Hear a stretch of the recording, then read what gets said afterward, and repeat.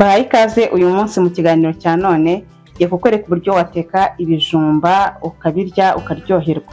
Hari abantu rero badakunda kurya ibijumba bitetse gutya nubirya uzaryoherwa. Ikaze kuri mwese. Yemwe genda aho turatsinze 250 n'ukuri ndabemeye. Ibijumba urabifata ukabironga neza, ntabwo ari ngombwa ibijumba rwose kubihata. Iyo umaze kubironga neza ugenda ubikata, birakomeye.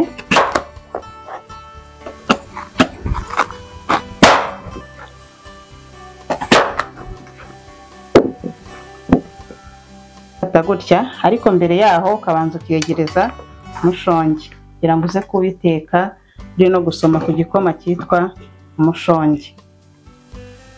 Igikoma kiba gisa neza, gihumura, kiryoshye, kandi ni igikoma cyuzuye intungamubiri. Wari wabona igikoma gikozwe mu binyampeke bitoranyije, bipimwe neza ku buryo cyujuje ubuziranenge, kandi akaba ari ibinyampeke birenga 7 n'amata y'ifu. Uyu ni umushongi rero.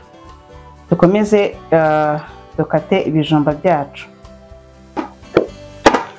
Abantu bambajije ngo nzajye mbarangira ahantu bakura umushonge atari muri Kigali, nyine mu zindi ntara. Uyu munsi reka nzirikane abantu bari mu karere ka Muhanga, ubwo ni mu majyepfo.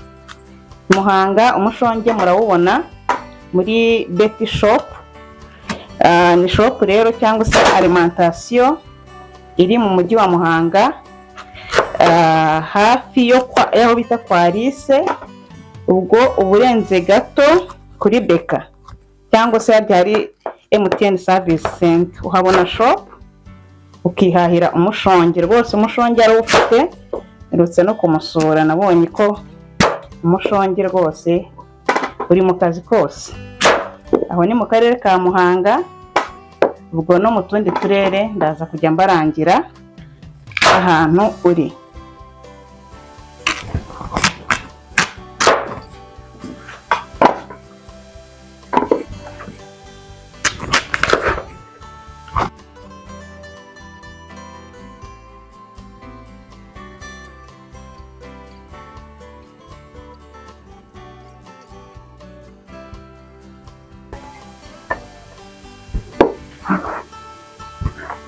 Cyacu tumaze kubikata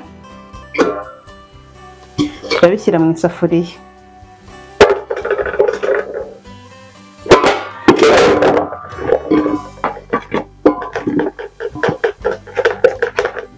Hanyuma twongeremo amazi abihisha.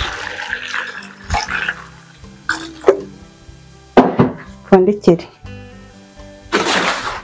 twandikisha urukoma ubasha kurubona. Ibijumba gikoreshejwe gutya gipfundikijwe urukoma gishya neza kandi kiba kinahumura.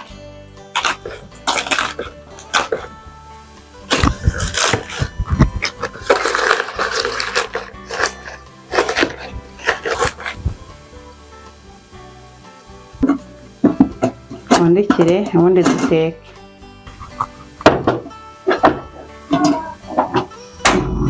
Uracanira ukareka bigashya. Twategereje umwanya urebe ibijumba byacu, tugiye kureba ko byahiye. Gukuraho rwa rukoma, hanyuma urabona ko n'amazi yagabanutsemo. Gutyo ukajomba ifoke ukumva ko ikijumba gihiye. Hano ndumva cyahiye kugira ngo murabibona. Tuzimye tumenye dukuremo amazi. Ku ruhande dufata isafuriya tugashyiramo amavuta yo gukaranga, tugategereza ko ashya. Amaze gushya dufite igitunguru twakase duto duto ndetse na tungurusumu, turazishyiramo.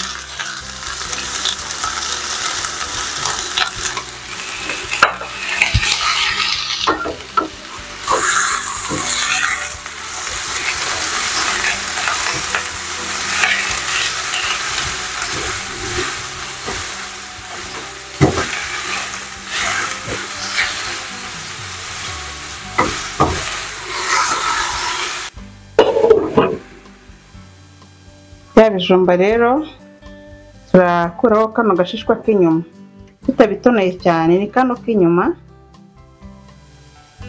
kugira ngo bize kuba bimeze neza, kuko kubihata byatuma kava ari kanini cyane, kandi ntabwo dushaka ko kava ari kanini, turabitonora gutya. Birumvikana urareka bikabanza bigahora.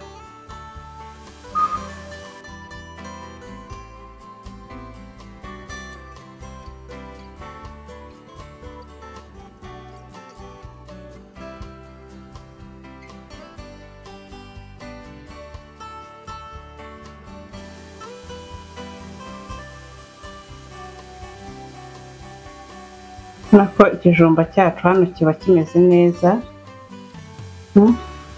n'abakunda kubirya bimeze gutya gusa, hano watangira rwose ukaryoherwa. Nuko ngiye gukora akandi kantu ko kubyongerera uburyohe.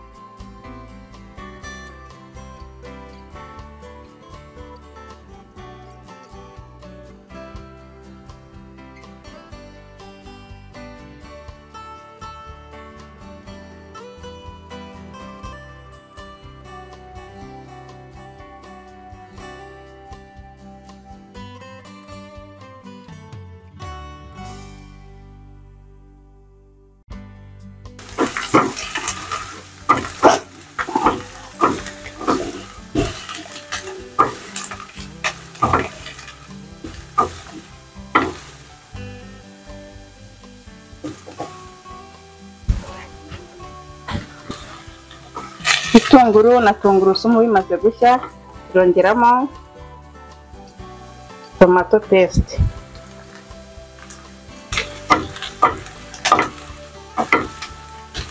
Ndetse nayo ibanze ishye. Tugiye kongeramo amazi ariko make akora agasosi, ubona ko gafashe. Hano ni naho dushyiramo umunyu.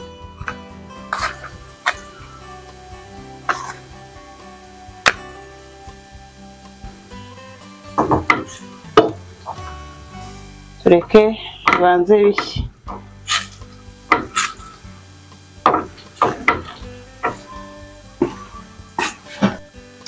Iyo ka gasosi kamaze kubira, urambikamo ibijumba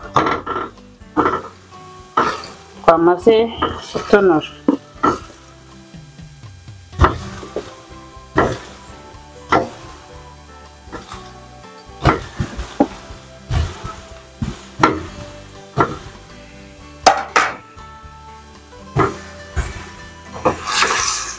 Ugenda uvanga ku buryo ka gasosi kagera kuri cya kijumba, byose bikagerwaho na ka gasosi.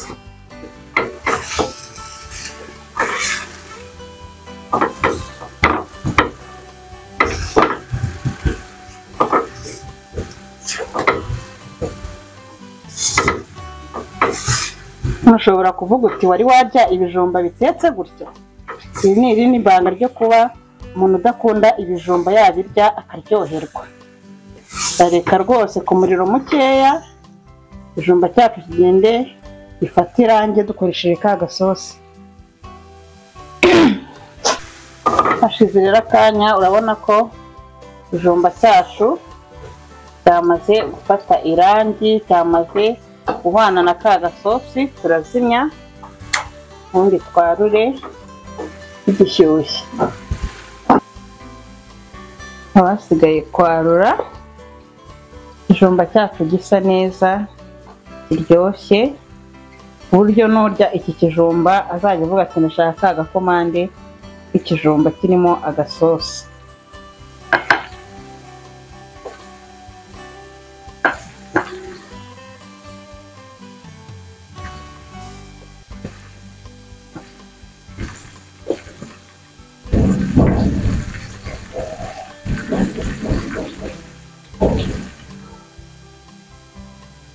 Tugiye rero gutegura ifunguro ryacu. Hano dufite imboga ziri mu birinda indwara.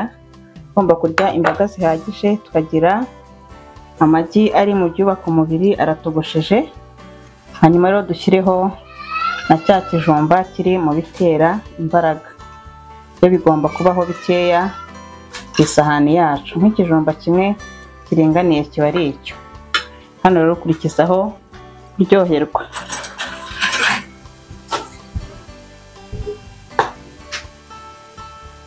Bon appétit. Kandi ndabashimira cyane abantu bose twabanye mu gutegura iri funguro. Murabona ko ari ifunguro ridasanzwe kandi ryoroshye, wahindura ukaritegurira umuryango wawe wibereye mu rugo. Bye bye.